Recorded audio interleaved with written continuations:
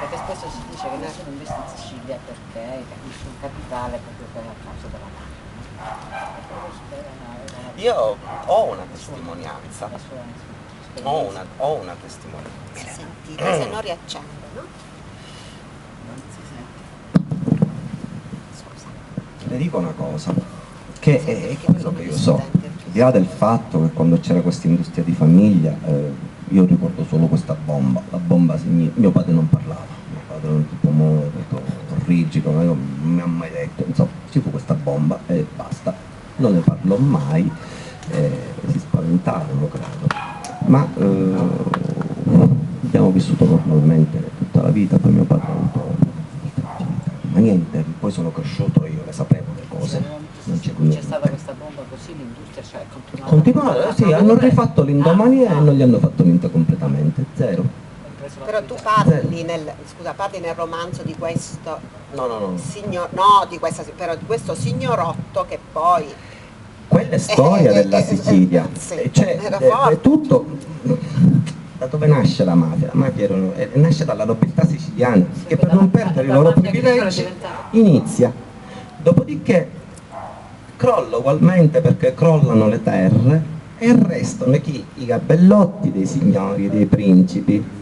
Quelli diventarono i mafiosi, erano ancora dei mafiosi che avevano un sistema, un loro codice, ma erano sempre degli assassini. Dico, io ho un parente molto vicino che è generale dei carabinieri, ricordati che se uno è mafioso ha ammazzato un'altra persona, non ce lo dimentichiamo questo, attenzione, c'era un codice. Alla fine questi poi non ce la fanno a gestire i commerci che i principi avevano lasciato perché erano troppo poveri, e allora arriva tutto quello che è arrivata la droga, è arrivata tanta violenza, e all'ultimo sono arrivati pure i colletti bianchi, perché oggi sono tutti laureati, sono tutti in posti di comando, sono tutti, non lo sappiamo più chi sono così infilati, ogni tanto ne prendono qualcuno, ma chissà quanti ce ne sono, non lo sappiamo più. Io soltanto una cosa, che riguarda il Vittorio Valletta. Vittorio Valletta, siciliano come noi, di Messina, è stato l'amministratore delegato della Fiat quando è morto il senatore Agnelli, il papà di Umberto e di Gianni e dell'avvocato. Gli consegna la Fiat a Vittorio Valletta: io sto morendo, consegnala ai miei figli, questo è quello che devi. Vittorio Valletta ha firmato il contratto con la Regione Sicilia e l'ASI per costruire Termini Imerese. Vittorio Valletta era non compagno di corso, ma compagno d'università di mio nonno a Messina, in economia. Era più grande, 24-5 anni, Vittorio Valletta si stava laureando e mio nonno entrava in università. Si conobbero e diventarono molto amici. Vittorio Valletta gli dice: ma tu che pensi? Io questa cosa non la voglio fare qua, perché qui io avrò problemi con i ragazzi, perché qua li rapiscono, e buonanotte. Dice: chissà quanto mi costerà. Mio nonno gli ha detto: ma come? Sei siciliano e te lo sei scordato? Quanto lavoro devi dare tu qua? 3.000, 4... circa 3.000, e speriamo anche di più. Dice: con 3.000 famiglie qui da lavoro, secondo te toccano un solo capello in testa a Gianni e a Umberto? Ecco il sistema. Questo l'ho sentito io, è un racconto che ho avuto. Sicuramente le infiltrazioni mafiose nelle industrie ci sono, figurarsi, dove c'è denaro ci sono loro, non è che... ma tutto dipende sempre dalle persone. Se tu non permetti, se tu non permetti, nulla avviene. Gli Agnelli permettevano? Assolutamente no. Quelli davano lavoro, nessuno si poteva avvicinare, anche perché non parlo solo dei siciliani che magari sono in taluni casi corrotti o corruttibili, parliamo anche di altre famiglie di imprenditori, magari per altri motivi hanno fatto i loro imbrogli, non saprei, ma ecco, quello è tutto lì. La mafia è una piaga che va combattuta come? Con le azioni, con la buona educazione di tutti e soprattutto senza avere paura né timori, perché non succede niente se tu hai dignità, se tu non ti vai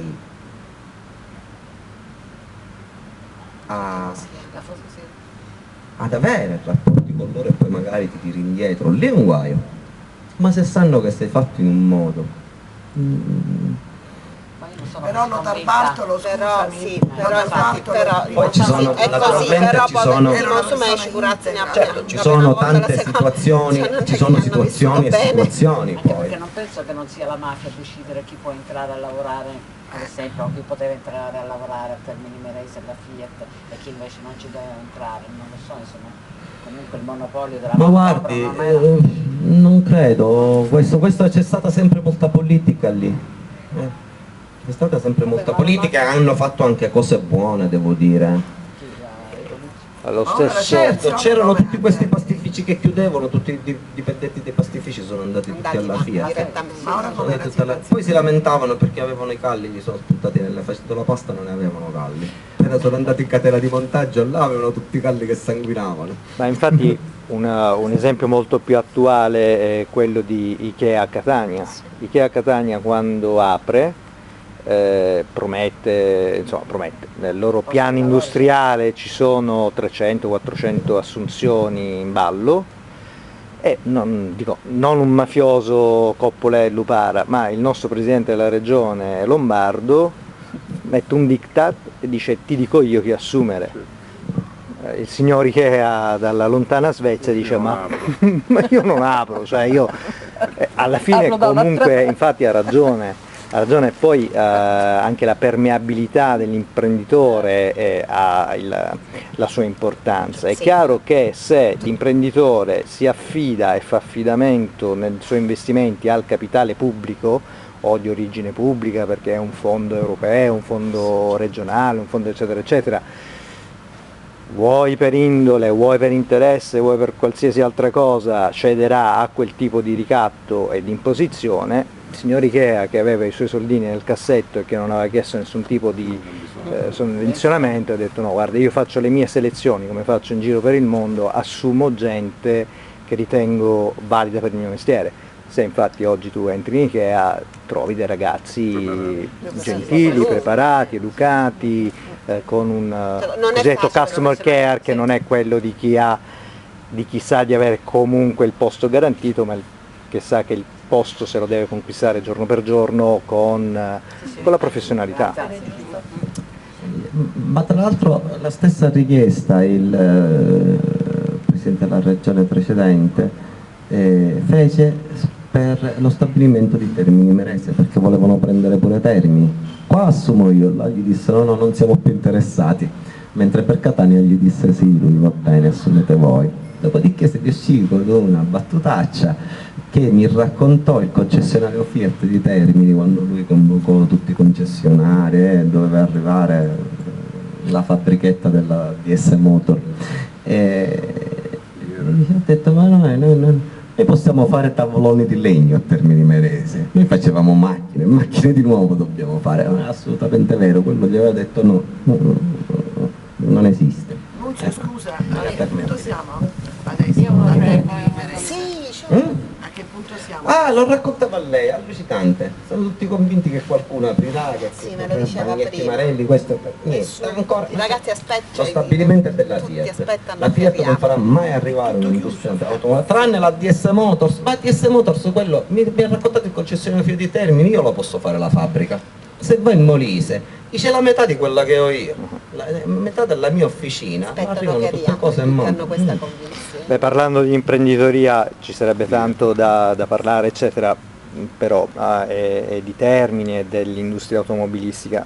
La Sicilia purtroppo è anche quella che ha aspettato il signor Santal per pastorizzare i succhi d'arancia e venderli in tutto il mondo, cioè li abbiamo qua in questo giardino.